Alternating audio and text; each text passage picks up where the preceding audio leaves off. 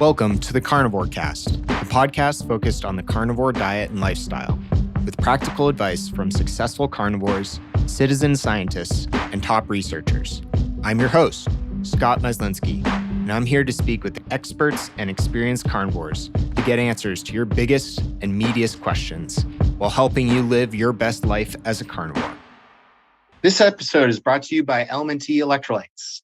This month, we're switching it up with an exclusive offer that's only for VIP LMNT partners, including Carnivore Cast listeners. You can now receive this free sample pack along with any regular purchase when you use my custom link, which is provided in the show notes or my Instagram link in bio. That's drinklmnt.com/carnivorecast, all one word. And as I said, I'll include the link in the show notes. LMNT electrolytes are convenient, evidence-based, and delicious. And get yours today to help support the show. Thank you.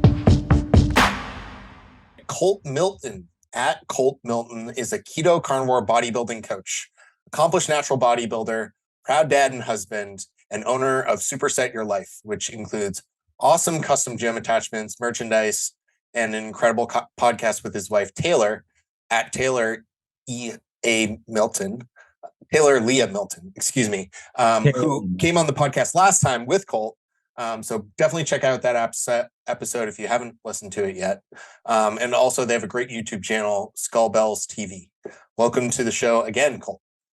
Thank you very much, Scott. Very honored to be here. Yeah. Awesome. So I want to start with, what's new with you and how have you been?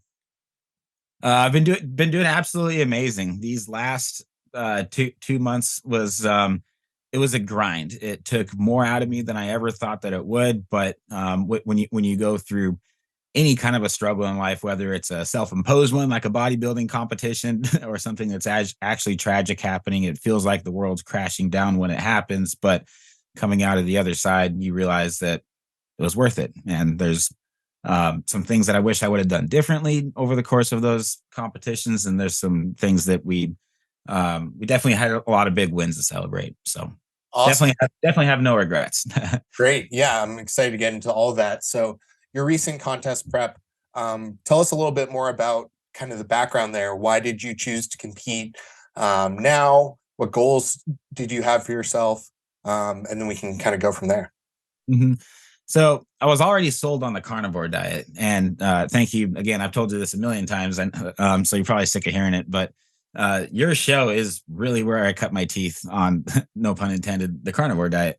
And Sean Baker's books, and all the people that are in the carnivore community. And over the years, I've experienced so many health benefits from it, and it really helped me to get past my eating disorder. I've had a lifetime of bulimia and body dysmorphia issues, and so being able to cut out carbs wasn't like the biggest thing that had an impact on it, but that was one of the key factors that really helped me to get past that and to realize that there's a lot of lies in the fitness industry and in nutrition, and there's things that make sense scientifically, things that make sense on paper.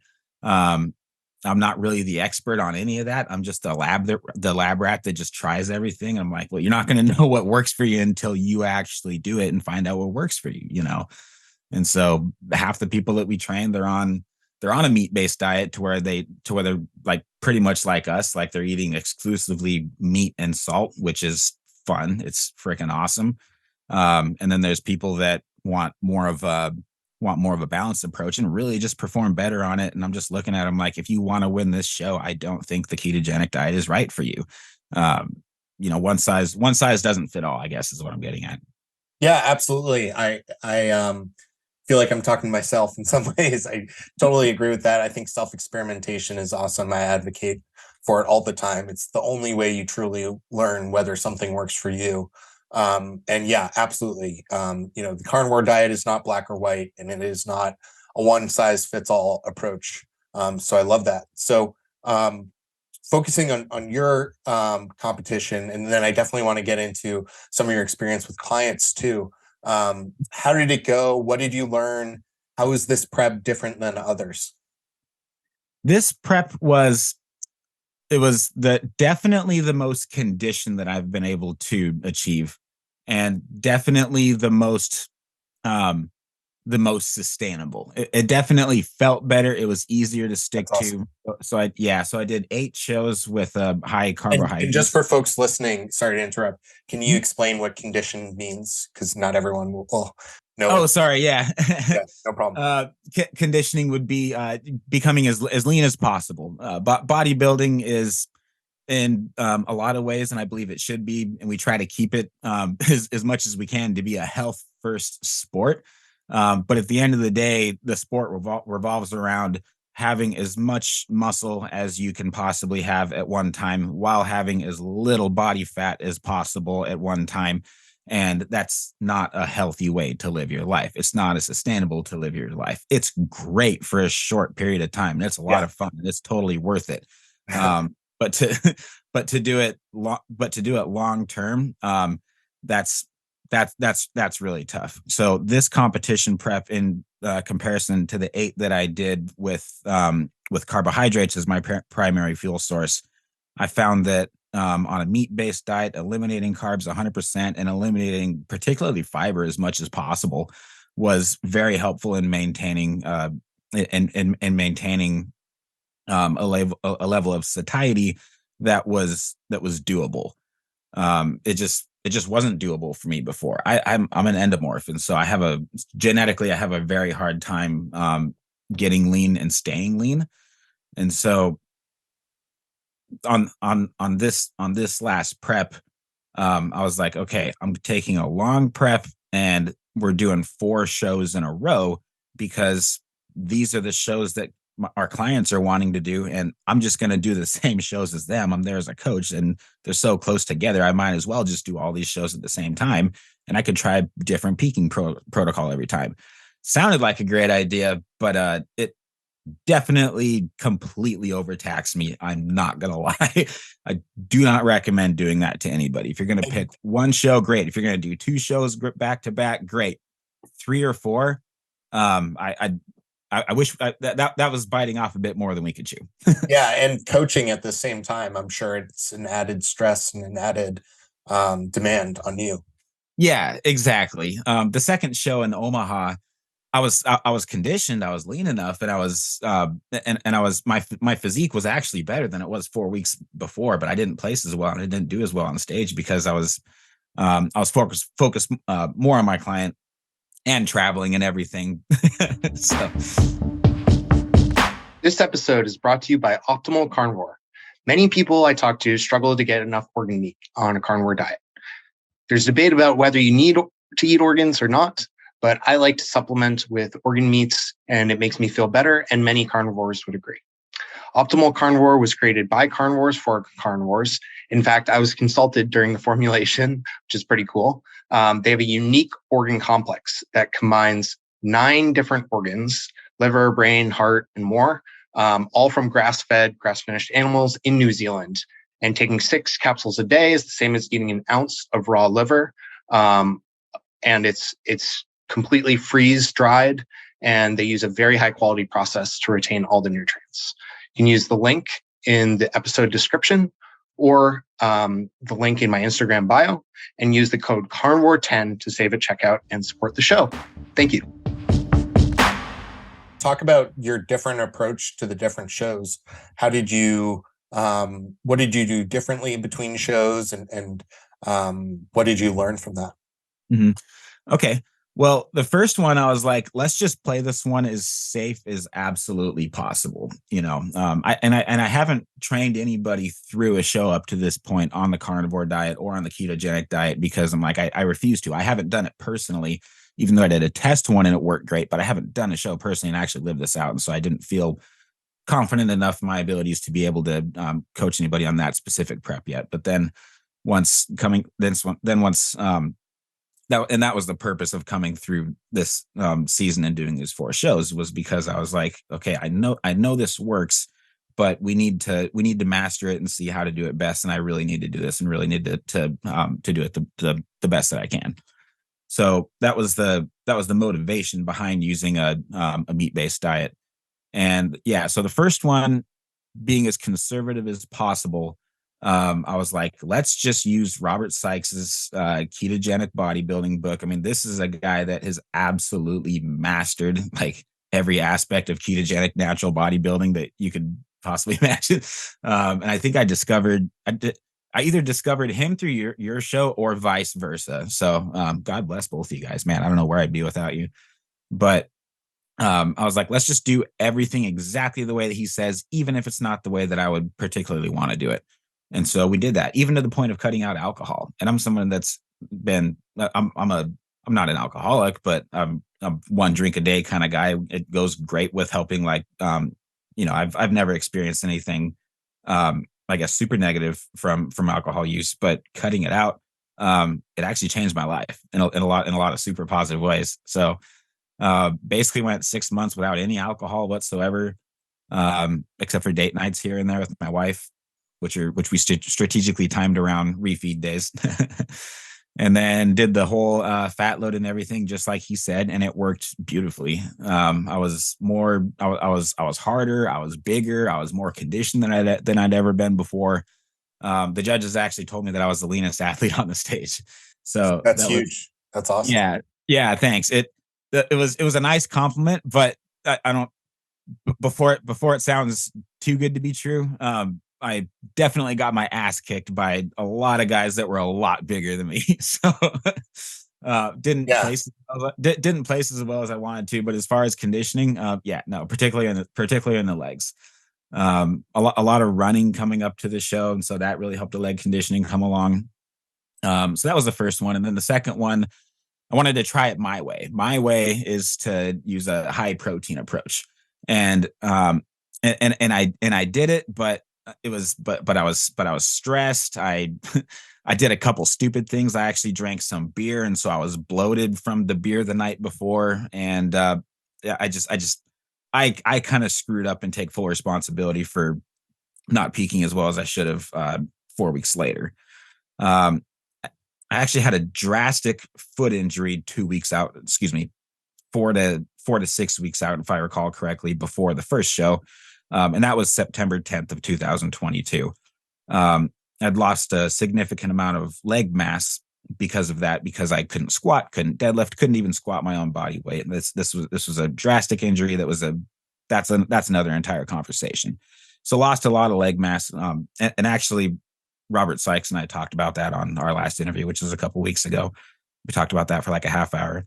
But my whole goal between then and the next 4 and 8 weeks after the first show, all the judges' feedback was like, you got to get your leg mass back. If you want to be more competitive, you got to get your leg mass back. And so between that 4 weeks and 8 weeks, which brought us up to the last shows, which was November's 4th and 5th. There were 2 shows back to back. Man, that was brutal. I wouldn't wish that on my worst enemy. 2 bodybuilding shows within 12 hours of each other to 24 hours of each other is definitely too much. Wow. Yeah. But was able to rebuild that by upping my protein. I just jacked it up as high as I could and stayed in ketosis. And I think the reason it paid off so well is because I was in ketosis and fat adapted, using very, very high fat ratios. I'm talking 60, 70, 80% fat, and like stupid low. When I say stupid, I don't mean that disrespectfully. I just mean extremely low, extremely low levels. Slang over here on the West Coast. I hope it's the same for you guys. Yeah. But going for but using high fat ratios for so long, my body was just so adapted to being was so fat adapted to where I was able to increase the protein and still stay in ketosis, and just trained like crazy, and got injury after injury doing it, and put my body through a lot more pain than was really healthy.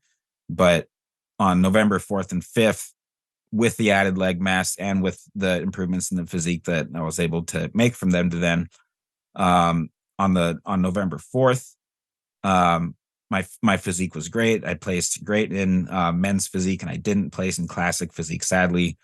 The last show, which is going to be the last one for several years for me, so that I can build more muscle and come back more competitive. That very last one that I did was by far the best I've ever looked on stage. And I actually filled up. I ate carbs for the first time in a long time that night. I filled out on about 6 or 7 pounds of sweet potatoes, if I remember correctly. And I have all my spreadsheets here, so I can give you the exact numbers if you want them. But filling out on sweet potatoes made me way bigger, way harder, and way drier because I already knew that these guys had me on size. I knew I didn't stand a chance in hell on beating anybody in size, but I knew that nobody else stood a chance against me on conditioning alone, or posing alone. Conditioning and posing were my strong points going in. So going into this last show, I was like, all right, we got posing working in our favor. We got, I say R because my service dog, Zion, goes with me everywhere. So I got my, all right. So I got posing in my favor. I got my conditioning in my favor. Mass is where I'm going to just get absolutely destroyed. So let's just go all out and get as big as we possibly can for this last one and make a thing about it. So I ate so many sweet potatoes, dude. And then I woke up in the middle of the night and shoved down some more. And I woke up and had some more for breakfast. And I got fifth place actually in classic physique. So nice.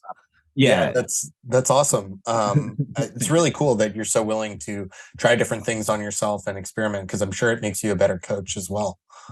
Yeah, it's just I'm never gonna tell somebody ever to do something that I haven't done personally. I just don't think that would be ethical. Yeah, that's a great approach. And I was going to ask you, but it sounds like you kind of mentioned it there. What are your goals going forward? It sounds like you're going to step away and try to build size. Yeah. So bodybuilding goals and family goals, those are two completely different subjects right now. And actually they work together in harmony because it is our business. Our business is our family. Our family is our business. My wife does this too. She's going to start getting ready for her first show, and she's going to do it on an all ketogenic diet. So cool. That's awesome. Yeah. But as far as bodybuilding goals go, that's probably about a 5 or 10 year project to be able to put on the kind of muscle that I need to be able to be competitive. And I really do want to be an IFBB pro. I really, really do. Whether whether that's the direction that God continues to call me to go in 5 or 10 years, great. Or whether something else happens, who knows? But after this last one, I'm like, I think that experience just it does something to you, man. It makes it to where you're like, okay, what's the next step? What's the next step? Like, it's addicting, not winning, not losing, certainly, but competing and being in the grind. It's like, it's just so much part of my life. I can't ever step away from it again. I have to know what the next goal is. Yeah. So between now and then, we have a whole bunch of business goals that we want to accomplish and a lot that we want to do with our family. My son is, we're working a lot on his speech development right now at the moment. And so I want to take some time off and just kind of focus on him for a while and just focus on that, because bodybuilding is, in a lot of ways, it's very true of what it's accused of. It's very narcissistic. It's very self-focused and demanding. It has to be because you're the science project. You're the piece of art that you're shaping, and so it's in one way, you can feel a lot of guilt when you have that kind of focus on yourself, and it can cause anxiety. It can cause depression when you're so focused on you. And I just think the best advice to anybody that struggles with that in bodybuilding, because I think to some degree that we all do, is to overcompensate before and after. And so now it's like, okay, Taylor's the show. I'm done competing for a long time. Let's maintain the conditioning. Let's maintain the hardness, because now we know how to do it, right? And so let's stay on. Let's keep the fats high. Give my body the signal that we got a lot of fat coming in. No reason to necessarily go crazy about being at a low level of body fat. I don't know if that's scientifically true, but that's the way that I like to think about it, and it makes sense. But then that's when my focus is on my dog, and that's when my focus is on my kids, and that's when my focus is on my faith. My focus got I guess in a sense, way deeper into my faith, because I just realized that I couldn't do it alone. So I had to really depend on certain favorite Bible verses, getting deep into a strict non-negotiable devotional life.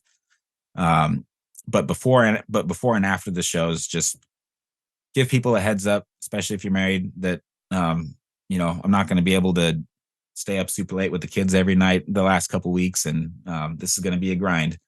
So yeah, we went through a lot these last couple months, but we don't have any regrets. And now it's just like, I feel like the weight of the world is lifted off my shoulders, and I'm able to be a dad. I'm able to be a husband. I'm able to I'm able to do the kind of stuff that I think life is really about.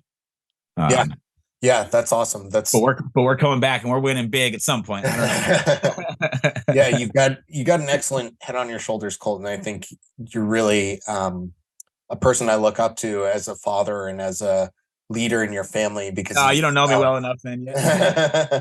No, seriously, I really respect how much you take all those responsibilities seriously and do such a great job of integrating them. And one thing, before we talk about clients, there were two things I saw you post about recently on Instagram. And if people don't follow Colt on Instagram, definitely check him out. He has some great content up there. But you talked about tracking and like asking people if they always track. And I always find it so funny how you always have your diets on a printed out sheet of paper rather than using like an app like Chronometer. You're just old school. Is that why you do it? Oh yeah. That's why I do classic physique too. I got a freaking mullet. Yeah, nice. So, I wanted to ask you, like, how do you think about tracking? Do you always track? And there's no right or wrong answer, by the way. Yeah. So I'm very much a perfectionist. So if I do something, it's beautiful. Like if I in my mind, is that reality? No, of course not. But I think it's beautiful. My dog thinks it's beautiful. So that's sometimes that's the win that we need to get through the day. You know what I mean? But yeah. So when it comes to tracking and being a perfectionist, I'm an all or nothing guy, and so I'm either on a diet that's working and it's working great, and I'm nailing my macros, bam, every single day. But if I go 100 calories over, I was gonna say excuse my language, but I'm not gonna say it. It really messes with my head. Yeah. I'm trying to be as graphic and as real as I can, but it very much messes with my head. So yes, to answer your question, I track macros very meticulously year round. Yeah. I'm the same way. I really like to know what I'm doing. I find it pretty easy to just like track, and then after a certain number of weeks, if I'm basically eating the same thing each day, I don't actually enter it in or anything, because it's the exact same portions of the same foods pretty much every day, or maybe I'll rotate between 2 days. Right. And so that makes it very simple, and I just don't even have to think about it. Yeah, that's awesome. And there's days where you can wing it and not feel too bad about it and go, oh crap, I'm out of avocados. Okay, what can I use instead of an avocado? Yeah. Or oh shoot, not as much of this fat cooked out of the bacon as I thought it would. So it's probably more calories than I think it is. Oh, I know somebody else that likes bacon fat, and she's Nice. And so I want to talk about clients a bit. And one last question before I forget. You did such a great job of talking about like how contest prep can be demanding and narcissistic and selfish in some ways. But it seems like you're really concerned with making sure you're there for your son and your wife and the rest of your family. Are you ever concerned that how you eat or seeing you do contest preps could affect your children in any way? Negatively or positively? Either. Yeah. Oh yeah. Negatively to the point to where it's like I'm not spending as much time with them before and after a show. I can't. That's you have kids, right? Not yet. Just a dog. Okay, sorry. I couldn't remember for sure. Okay. But it's one of the most stressful, demanding things that you can possibly do especially when your kids are 2 and 4. And so that's just it's an emotional task that's very it's very, very demanding. And when your willpower, and when you know your history with binge eating, and how easy it is to fall off the wagon, and how much it sucks, and how deep and dark of a pit that is, and how impossible it feels like to get out once you're in it. I didn't ever want to go back there. Taylor doesn't want to see me go through that again. She's seen me go through some shit, man. She's seen me go through some really hard times before getting on track with a carnivore diet, and getting on track with a meat-based, with a just a good diet and accountability coach, and a good support network, and her knowing kind of what we need for our business to move forward. I'm not the kind of guy that can work for somebody else. There's one or two things that I'm good at, and I'm good at it, and pretty much everything else, forget it. And so Taylor and I are both like, okay, the best thing that we have going for us and for our family is us doing these shows, and what we know about nutrition, what we know about bodybuilding, our experience, and all the clients that we've coached. It's like, this is our resume. So let's go with it. And so she understands if I'm not super feeling up to going out on a lot of date nights. Sure. She knows that she knows that I would rather just say no to a glass of wine, because this is pretty common in bodybuilding, but it's not that bodybuilders seem to be against alcohol from what I've noticed, but I just don't see bodybuilding and alcohol as being very commonly correlated. Yeah.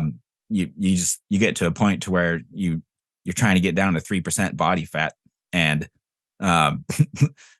empty calories got to go, man. And alcohol is definitely an empty calorie that is not helping get down to 3% body fat. So yeah, but I'm married to a really amazing woman, man.